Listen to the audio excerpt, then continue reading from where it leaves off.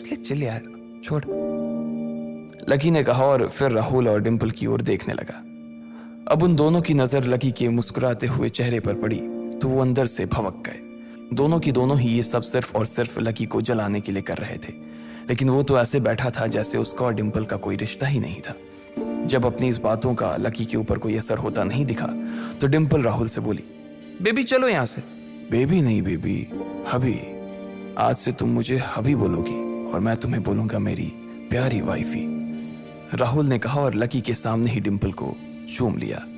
ये देखते ही लकी थोड़ा सा जल्द भुन तो गया और उसका जवाब भी वो राहुल को देना चाहता था, इसलिए उसने कहा, डिंपल ये सब क्यों कर रही हो तुम? क्या दिखाना चाहती हो इससे? लकी को डिंपल का ऐसा रूप देखकर उसी के लिए बुरा लग रहा था।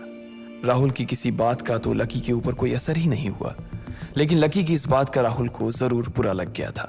उसने गुस्से से अपनी नाक फुलाते हुए कहा, ओए फटीचर, ज्यादा बकवास करने की जरूरत नहीं है।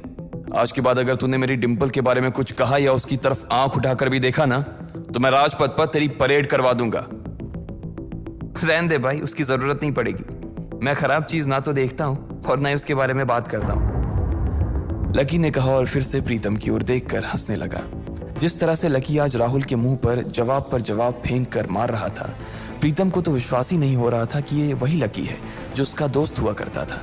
उधर राहुल उसका जवाब सुनकर गुस्से से लबरेज हो रहा था। वो लकी को सबक सिखाने के लिए अपना घूंसा तान कर उसकी दिशा में बढ़ा ही रहा था कि इतना ही में पीछे से एक लड़की की आवाज आई, डिंपल। सब लोगों ने फिर से उस आवाज की ओर देखा। वहां पर एक थोड़े छोटे कद की लड़की खड़ी थी और वो गुस्से से डिंपल की ओर देख रही थी। उसकी आंखों पर चश्मा लगा था और उसके बाल खुले हुए थे। अब तू हद से आगे बढ़ती जा रही है डिंपल। लकी जैसे लड़के को छोड़कर तू इस एक नंबर के लफंगे लड़के के साथ पड़ी है। तुझे तो कॉलेज के किसी गड्ढे में जाकर डूब मरना चाहिए। साक्षी, क्या कह रही है तू? जुबान संभाल अपनी, डिंपल ने कहा। राहुल के बारे में बुराई नहीं बल्कि लकी के बारे में अच्छी बातें सुनकर डिंपल का मन खराब हो गया था। जब डिंपल लकी के साथ थी तो उसकी साक्षी से भी अच्छी दोस्ती थी। साक्षी एक बहुत ही सुलझी हुई लड़की थी। जब भी डिंपल और लकी के बीच किसी बात को लेकर झगड़ा होता तो डिंपल उसे सुलझाने के लिए अक्सर साक्षी की ही मदद लेती थी। मैं जो कह रही हूं ना सही कह रही हूं। तुझे सीरियसली शर्म आनी चाहिए डिंपल। मैंने कभी नहीं सोचा था कि तू ऐसी लड़की निकलेगी। लकी जैसा बंदा ना तुझे कहीं नहीं मिलेगा, साक्षी ने कहा और एक कदम आगे आ गई। इधर लकी ने देखा कि साक्षी की बात सुनते ही राहुल के कान खड़े हो गए थे, लेकिन वो सच बोल रही थी इसलिए राहुल भी कुछ नहीं कर सकता था। साक्षी लकी के पास आकर खड़ी हुई और बोली, तू इतनी जल्दी कैसे भूल गई यार?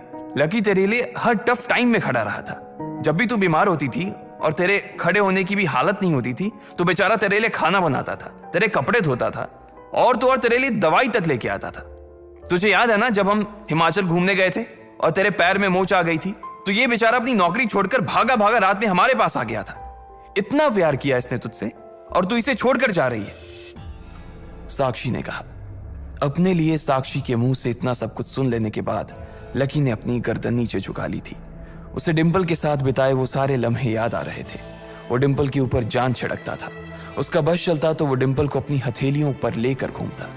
भले ही उस वक्त उसके पास पैसे नहीं थे, लेकिन वो फिर भी डिंपल की छोटी सी छोटी डिमांड को पूरा करने के लिए अपनी जान लगा देता था। जो कवर डिंपल ने उसके मुंह पर फेंक कर मारा था, वो कवर को खरीदने के लिए लकी ने 3 दिन तक ओवर टाइम किया था। लकी को जैसे ही ये सब याद आया उसकी पलकों की कोरे भींग गई थी। इधर साक्षी की बात पूरी नहीं हुई थी। उसने आगे कहा, अरे ये लकी अपनी छोटी सी सैलरी में से भी रोज तेरे गोलगप्पे के लिए पैसे निकाल लेता था। तुझे नहीं पता है, मुझे पता है कि आज भी एक बाइक खरीदने के लिए बंदा तेरे लिए पैसे जुटा रहा था। रोज दाल और रोटी खा रहा है सिर्फ इसलिए ताकि तुझे बाइक पर घुमा सके, और तू ऐसे आदमी को नीचा दिखाने की कोशिश कर रही है। ये सब सुनकर डिंपल का चेहरा ही बुझ गया था। उसे भी साक्षी की कही बातें दिल पर लग रही थी, लेकिन इस वक्त वो राहुल के साथ थी और उसका हाथ राहुल की कमर में था। वो चाह कर भी राहुल के खिलाफ ना तो कुछ बोल सकती थी और ना ही कुछ सुन सकती थी, इसलिए उसने अपने बचाव में कहा, हाँ तो ये तो इसका प्रॉब्लम है ना। मैंने इससे पहले ही कहा था कि ये मेरा प्यार अफोर्ड नहीं कर पाएगा, तो फिर ये मेरे साथ इतना आगे क्यों बढ़ा? आज अगर मैं चीज सैंडविच खा सकती हूँ तो फिर मैं बिना घी वाली रोटी क्यों खाऊं? लकी डिंपल की ये बात सब सुन रहा था और उससे पहले कि वो कुछ जवाब देता अचानक ही उसका फोन बज उठा। उसने मोबाइल निकाल कर देखा तो पाया कि किसी अनजान नंबर से उसे फोन आया था। साक्षी और डिंपल के बीच हो रही बहस के बीच ही लकी फोन उठाने के लिए वहां से निकल गया। देखा कितनी बदतमीजी से उठ के चला गया, चलो अभी। डिंपल ने राहुल के हाथ को कसकर पकड़ा और निकल गई। इधर फोन पर लकी कुछ बोलता उससे पहले ही दूसरी तरफ से आवाज आई, बहुत हो गया लक्ष्मण, अब बस घर आ जा जल्दी से। यह आवाज सुनते ही लकी एक पल में उसे पहचान गया था। उसके दिमाग से डिंपल के सारे ख्यालात चले गए थे और सिर्फ उस आवाज को सुनकर ही उसकी आंखें भीग आई थी।